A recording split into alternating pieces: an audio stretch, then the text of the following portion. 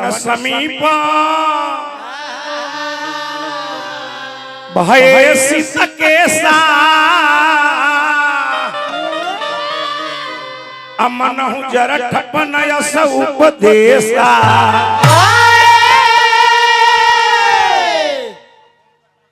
चक्रवर्ती महाराज राजा दशरथ मन में सोचने की जीते जी अपना बेटा राम के राजगद्दी पर बैठा दी। पहुंचल बड़े कहा गुरुदेव वशिष्ठ बाबा के पास जाके कहता रहे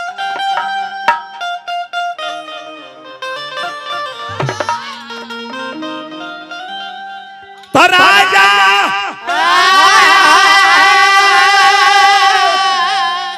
अरे अपना बड़का अरे बेटावा के अरे बनैती गुरुजी राजा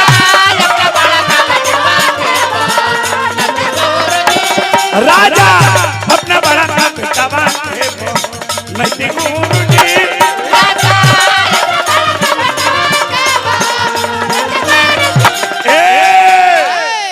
मन में यह ललसा जे अपना बेटा राम के राजगद्दी पर बैठा दी। गुरुदेव एह जीवन के कोनो ठीक नहीं है कहे से कि मन अब हमार भक्ति के ओर अब जा रहा है। बबुआ होई गइले जोग कहता रे इहे लोग बबुआ होई गइले जोग कहता रे बबुआ होई गइले जोग कहता रे इहे लोग तनियम पूरा बुझे थे अपना हम रहती गुरुजी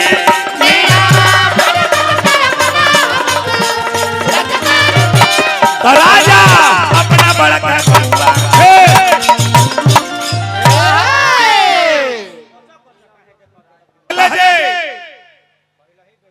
कौना बात के दिक्कत कहले जब पतरा देखी कहले जे जहिए राम राजा हो जाई है वही दिन सुमंगल दिन बा कहले कि तब देरी कौना बात के नगर में ढिढोरा पिटवा दो बाजा बजवा दो सगरे अनाउंस करवा दो कि काल राम के राज्याभिषेक होई तैयारी होके तो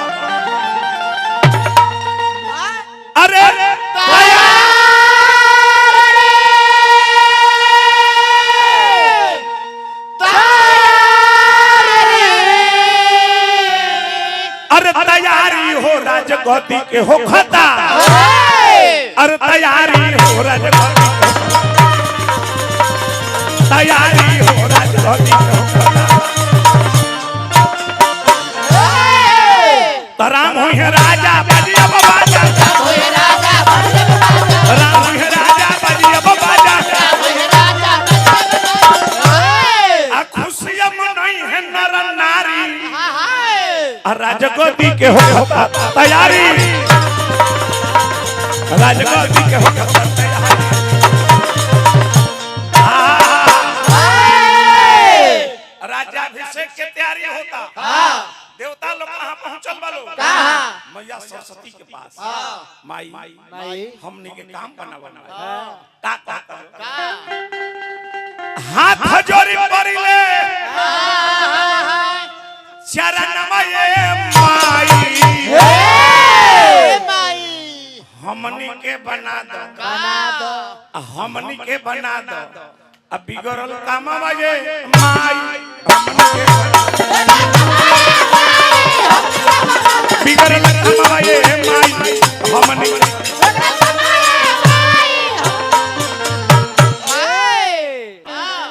हाथ जोड़ी पड़िले अरे चरण माई हमनी के बना दो अब बिगड़ल काम बाजे माई हमनी के बिगड़ल काम बाजे माई हमनी के बना दो काम के बनावो माई तारा काम के तरह बनावे के पड़ी माई कहली कि राम राजा हो जाई है तारा लोग के कौना बात के दिक्कत बा कली की माई राजा हो जाए वो बात से हमने के दिक्कत नहीं ना। राम के यदि वनवास ना होई तो हई रावण के खानदान के मारी एक गो हई राक्षस गर्दन हई महल बड़ा सही ई के मारी काहे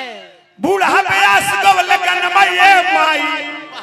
बूढ़ा प्यास गवल गनमये माई हमनी के बना दो अभी गरल कमवाए बिगड़ल कमवाए माई हमनी के बना दो मंथरा का कहली वही के कई के दासी रहली महल से बहरी निकल रहली आ सरस्वती जी का कहली कि मंथरा के मती के फेर देली मतीये के मोर दिहली मंथरा पहुंचल बिया कहां के कई के महल में महारानी हई केस संवारतारू सिंगार करतारू महारानी एही राज में का से का होता तहरा तन की बात के भनक मंथरा राज की बात महाराज जाने रानी के काम हो साजना सवारना और तोहार काम हो हम कैसन लागतनी कैसन हमार केस लागता कैसन हमार भेष लागता कैसन हमार आंगुरी के मुंगरी लागता ई कुल के बड़ाई कर राजपाट के बात छोड़ो मंथरा पहुंचल बड़ी के कई के महल में महारानी एही राज में का से का होता चक्रवर्ती महाराज राजा दशरथ तरह से छल करता रहे काल राम के राज्याभिषेक होई कल हमार बेटा राजा बनी है आ तू ई बात एंगे ने बोलत तारू ए मंथरा मन तो करत तो के मोती के हार दे दे हमरा के मोती के हार चाहिए कब जब तहर बेटा राजगद्दी भरत राजगद्दी पर बैठे हैं तब मंथरा ई कुल तू का कहत सबसे बड़का बेटा हमार राम के हम बहुत माने अगर राम राजा होता रे ते में तोर आपत्ति का बा आ तू कहत रे भरत के राजा बने खातिर मंथरा जोने थारी में खात मुहे थारी में छेद करत तरू ज्यादा बड़ बड़ के बोलबू सटाक से राख लगा के जीबिया कबाड़ आन्हरी लांगड़ी कुबेरी हमेशा खाली गलते रास्ता पे जाला नकचिपटी महारानी कौन रिप होए हमें कहानी चेर छाड़ी ना होए रानी रानी तहार बेटा भरत राजा बन गए हैं हमरा के रानी ना बना दी कौशल्या के बेटा राम राजा बन गए हैं तो हमरा के रानी ना बना दी हम तो तारा भलाई खातिर कनी लेकिन जब हमार जीव कबार देबू तो तहरा से बोलल हमर पापा ए सखी खिसिया गोल बड़ू हे सुमुखी तानी तानी बात पर खिसिया तरू तू खाली हमार दासी ना तू हमार सोखी बाड़ू हमार संगे हमार नैहर से आइल बाड़ू जान तरू काहे खातिर अगर हम कोनो गलत राह पर भटक जातानी तू सोई राह पर लियाए खातिर हमार बाबूजी तोरे के भेजले ह खिसिया जा रानी ए बात के ध्यान से सुनो जौना घड़ी चक्रवर्ती महाराज राजा दशरथ देवासुर के संग्राम के समय लड़ाई के मैदान में उनकर प्राण के रक्षा कइले रहले याद हां मंथरा लेकिन राजा तहरा के दू गो वरदान देवे के कहले रहले याद बा ओकर समय आ गइल बा ना दू गो वरदान मांगो पहिल का वरदान अपना बेटा भरत के राजगद्दी और राम के 14 वर्ष के वनवास ऐसे ना चूड़ी लहठी बाला उतार दो सबक सिंगार हटा दो जाके कुक भवन में गिर जा और जब तक राजा अपना राम बेटा भरत के कसम न खाए तब तक अपना वचन मत कही जा गिर जा कुक भवन में जा तो जब राजा के जब पता चला कि हमार महारानी कुक भवन में पड़ल बड़ी पहुंचल बड़े राजा हे रानी हे गजगामिनी एजे हमरा एगो राजकिशोर भैया एगो गोपाल राय के गीत हमरा याद पड़ेला। आहा बबुआ काहे खिसी आइल बाड़ू जान ले का हो काहे खिसी आइल बाड़ू जान ले का हो काहे खिसी आइल बाड़ू जान ले का हो। अरे काहे खिसिया बड़े अपना भाई केहू तहरा के बोलले बा केहू तहरा के कुछ कइले बा के बोलले बा बोला के करा के राज से बाहर निकाल दी बोल बोल गुड्डू हलचल के दोनों अखियां फोड़ दी। काहे खिसी आइल बाड़ू जान ले का हो काहे खिसी आइल बाड़ू जान ले का हो काहे खिसी आइल बाड़ू जान ले का हो। बोल हमर धनिया पर ले मुका बोल हमर धनिया पर ले मुका बोल हमर धनिया पर ले मुका बोल हमर धनिया पर ले मुका। आहा भैया भैया भैया 10 मिनट के बाद पैसा दीजिएगा भैया पैसा ना चाहिए ना भैया 10 रुपया हमारे ना चाहिए 10 मिनट तक ना चाहिए तारा के का चाहिए सोना चांदी रुपया पैसा खजाना का लेबू बोलो सोनमा के सौसे दुकान लेबू का हो सोनवा के सावते दुकान ले मुका हो सोनमा के सौसे दुकान लेबू का हो तारा के का चाहिए हीरा मोती सोना चांदी रुपया पैसा बोलो केकरा के राज से बहरी निकाल दी बोला केकरा के मार के मुआ दी बोलो के करना के चिपुट कर दी बोला जौने कहबू तौने होई रानी। महाराज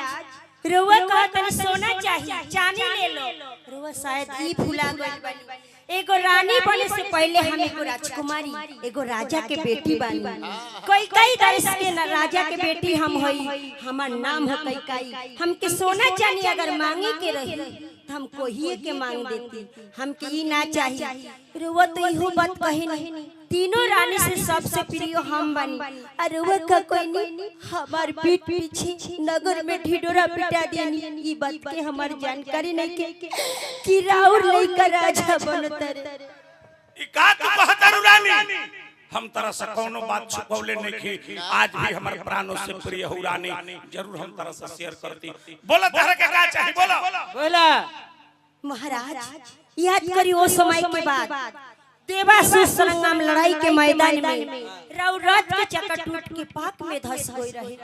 किली निकाल के फेंका गई रहे हम कानी अंगूरी डाल के राउर पैन के रक्षा कोनी राउर रात के दूरा ले गईनी रुआ के पानी पियाईनी राउर करेजा में ठंडक पहुंचल रुआ इतना खुश भई रानी दूगो वरदान रुआ हमरे के देले रानी वो दोनों वरदान रुआ के धररूप के स्वरूप में रखले बनी आ कहले बनी महाराज अब कई तो मांग ले जब ले दोनों वरदान मिली ना तब ले दहिया को भवन से हिली ना रानी तारा के का चाहिए तू को वरदान लेबू तारा के कहत 3 गो वरदान ले लो 4 गो वरदान ले लो 5 गो ले लो जवन मांगू रानी तवन राजा दशरथ तारा के दी बोलो 4 गो ले लो 5 गो वरदान ले लो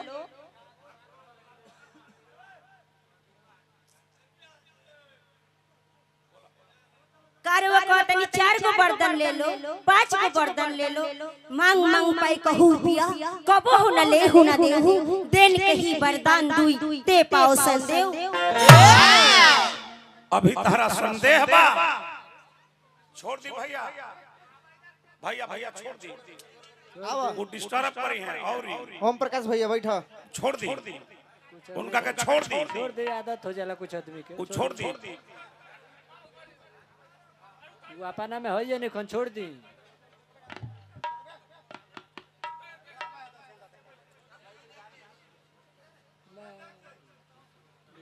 महारानी हमरा वरदान में संदेह बा। हाँ? बोलो तू का चाहता रू बोलो। महाराज संदेह बाटे मगर ई संदेह दूर हो जाई। राउर पैनो से जिन प्रियो बड़ेला उनकर सागन खाके कही महाराज हमार दोनों बच्चन रो पुराइम की ना। हाँ? हमो खानदान के है रानी रघुकुल रीत सदा चली आई। अरे मर्द त नहीं नहीं एगो है तो है बिगाड़ी का धइले भाई सब भैया भैया छोड़ दे अपने फंक्शन रहे ना रहे छोड़ ना दे उनका छोड़ दे रहे छोड़ दे रहे छोड़ दे रहे कथे प्रसंग सुन बल्लो। रानी हमो खानदान के हैं रघुकुल रीत सदा चली आई प्राण जाई पर वचन न जाई। बोलो तोहरा का चाहिए बोलो। सुनो हो प्राण प्रियो भाव जी का देहु एक बार भरते टीका। हाँ? ओ एक मतलब जब भरत के राज्याभिषेक दूसर का वरदान मांगा मांगो। मांगहु दूसर बार कर जोरी पुरहुनाथ मनोरथ मोरी तापस भेष विशेष उदासी 14 वर्ष राम वनवासी। रानी कहत हम तहरा बेटा भरत के बुला के राजगद्दी पर बैठा दी लेकिन राम खातिर वनवास मत मांग। रानी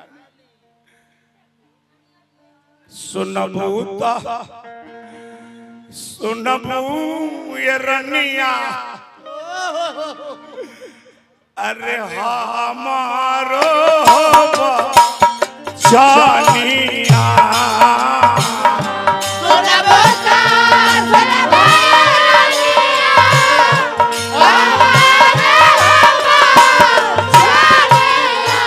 ए रानी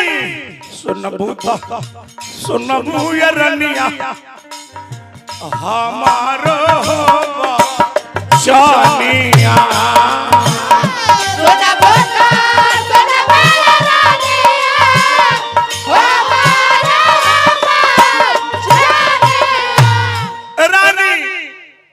हमरो बेटा भरत हवे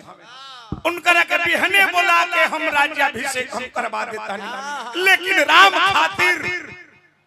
वनवास मत मांग। रानी महाराज इहे कमाओ और करे के रहती तो हमर दोनों लाल के नानी और भेज के रवा हमर पीठ पीछे षड्यंत्र ना करती। रवा गिलगिला तनी हमर कत मंजूर नहीं खे। रवा अगर नहीं खे देवे के तो रवा बोलती हमर वचन झूठा बाटे। रानी बड़ी मेहरबानी रानी राजा रोक के बोले बानी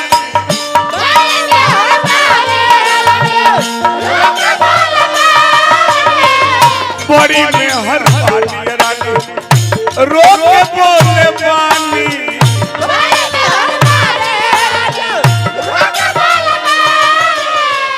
नाल के बेस्तनी कम करो। रानी भरत राजा हो रही है हमरा तन की संदेह नहीं लेकिन राम खातिर रानी वनवास मत मांग। राम चाहे भरत अवध के हुई है राजा बाकी नगर में आज बाजे द बाजा।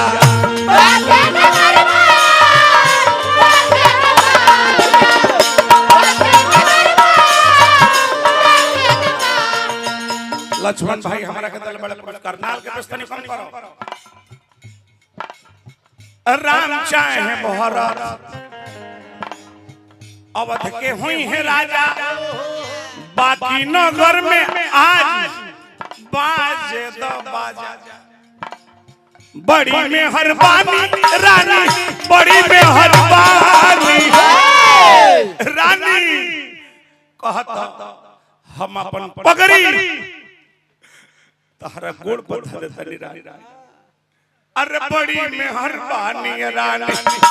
राजा रोक के बोले बानी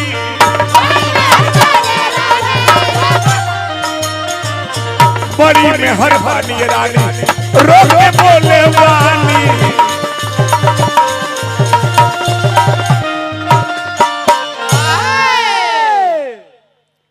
चक्रवर्ती दशरथ ई हाल बा। महाराज रउआ कौन खानदान के बानी? रउआ एक बार पूर्वज के झांक के देखी, राउर खानदान बात के पीछे कहां से कहां चल गइल। राउरे खानदान के आदमी बात के पीछे बीच बाजार में मेहरारू के बेच दिहले, खुद स्वयं डोम के हाथ में बेचा गइल। राउरे खानदान के आदमी बात के पीछे एगो कबूतर के पीछे अपने जंगा के माछ चढ़ा दिहले। स्वयं रउआ झांक के देखी, राउरे खानदान के आदमी बात के पीछे देवता के अपना हड्डी दान कर दिए। वो बात छोड़ी, राउरे खानदान के आदमी बात के पीछे सामान्य ही भगीरथी जी ई गंगा जी के ये धरती पे बुलाए खातिर अपना पूरा परिवार के विलीन कर दिए। अरे वो दुगो वरदान खातिर नारी लेखा रोवतानी, लइका लेखा आंसू पसरतानी। छी हमार लाज लगता। ई कोई के पोती आज कैसन हाल बाटे। छी छी छी छी एक अरे जे सुनये महारानी,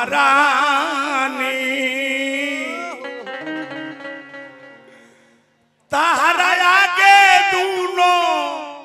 हाथ जोड़ा,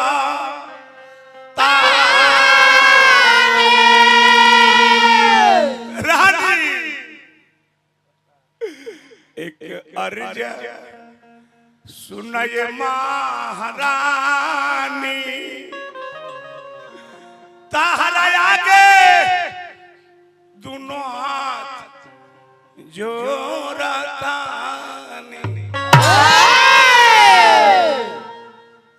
कारवा औरी कहत रानी, रघुकुल रीत सदा चली आई, प्राण जाय पर वचन न जाई। देवे के बा महाराज दोनों वचन दी, न तो रवा कह दी रघुकुल झूठा बाटे, रवा झूठा बानी, राउर खानदान झूठा बा। रानी हमरा के मजबूर मत कर रानी। रानी परीक्षा हमर मतलब रानी, समय बीत गइल, रात्रि हो गई। सुबह जब भाई वशिष्ठ बाबा कहले जे सुमंत तनी जाके देखा, अभी तक महाराज महल से बाहर नहीं। समय के मारल राजा दशरथ एगो रानी के परतानी। लाज रखो रानी, लाज रखो, लाज रखो। लेकिन फिर भी रानी नहीं खी मानत। सुबह हो गई, सुबह हो गई। आज रानी या तो हमरा के देखबू, याद करो यदि दूसर का वरदान वापस ना लेबू ते तारा मांग में सिंदूर ना रही रानी। महाराज ई तो बात के बाद बाटे, जोन आज को भवन में करार भइल बाटे दुगो वरदान के, ऊ तो दोनों वरदान रवा पुराई। तो काल के बाद काल देखो। समय दुनिया में समय से बड़ा बलवान दुनिया में कोई नहीं है। राजकिशोर धर्मेंद्र भैया, समय बलवान होता है, समय से बलवान दुनिया में कुछ चीज नहीं है। राजा राम राम कहत कहत रात्रि बिता दिले। जब सुमंत जी जब गोइले देखले, कहले कि महाराज धरती पर सुतल बे, महारानी बैठल पड़ी। आखिर बात का महारानी के कई कहली जे राम के बुला दो। राम जब बोले तो देखत रे कि दसों दिशा के दिक्पाल से युद्ध करे वाला हमार पिता चक्रवर्ती सम्राट दशरथ आज धरती पर बाड़े। कहले जे माई का बात बा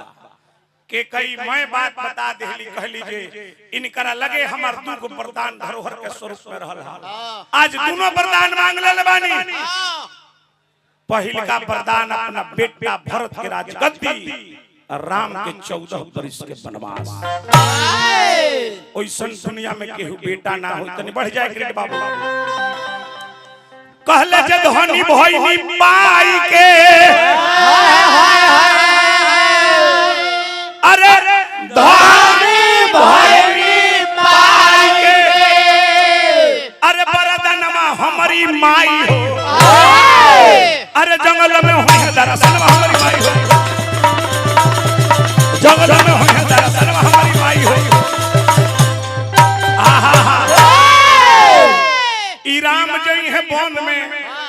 भरत हुई है राजा राजा खुशिया के बाजी नगरिया में बाजा यूट्यूब वाला भाई लोग आज ये प्रसंग के साफ सुथरा चढ़ाई है यूट्यूब पर खाली ये कुल देखे के मिलता व्यास नचनिया राजवा बलमुआ चोलिया ऊ व्यास उनकरा के कहले लेकिन साफ सुथरा प्रसंग के चढ़ाई है जे चढ़ावता ओकरा के भी मिलता ध्यान दे हमरा बात पर भाव लागला ई राम जई है वन में अब भरत होई है राजा राजा निभई पाई के हाय हमर मित्र परमा भाई गाना बजाना के बहुत बड़ा लयदार ऐसन के व्यास ना होई जौना व्यास के मदद ना कइले हुई है परमा भाई के हम हार्दिक हार्दिक स्वागत करतनी अभिनंदन करतनी वंदन करतनी मान सम्मान यही तरीका हर बन रहे भाई बाबुआ रही जाई पीता के अरे रही जाई पीता के अरे परनमा हमारी माई हो हाय अरे जंगल में हो दरअसल हमारी माई हो जंगल में हो दरअसल हमारी माई हो ए जैसा प्रसंग खड़ी पाई करता नहीं